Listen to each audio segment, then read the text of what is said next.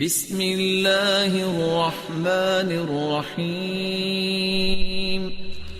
فیہا یفرق کل امر حکیم، اسی رات میں ہی اللہ تعالیٰ پورے سال کے فیصلے کرتے ہیں.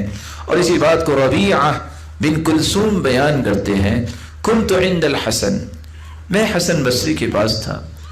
فقال له رجل، ایک آدمی کہنے لگا، یا ابا سعید، اے ابو سعید، لیلۃ القدر فی کل رمضان، یہ آیت جو ہے فیہا یفرق کل امر حکیم، یہ ہر سال لیلۃ القدر کی رات ہے؟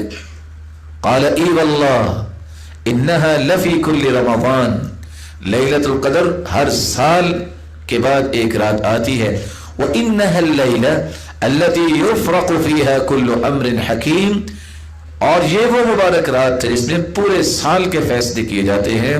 فیہا یقضی اللہ کل اجل وامل ورزق الی مثلہا، اس سال میں اللہ تعالیٰ زندگیوں کے فیصلے بھی کرتے ہیں، امیدوں کے فیصلے بھی کرتے ہیں، رزق کے فیصلے بھی کرتے ہیں، اور اس طرح کے دیگر فیصلے جو ہوتے ہیں وہ اسی رات میں ہی ہوتے ہیں.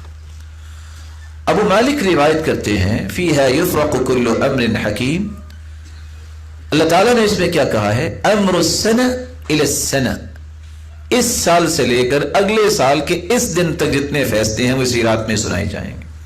ما كان من خلق او رزق او اجل او مصیبت، اس دن سے اس رات سے اگلے سال اس رات تک جتنے لوگ پیدا ہوں گے، جتنے لوگوں کو رزق ملے گا، اور جتنے لوگوں کو موت آئے گی، اور جتنے لوگوں پہ مصیبتیں آئیں گی، سارے فیصلے اللہ حضر جلال اسی رات میں فرما دیتے ہیں.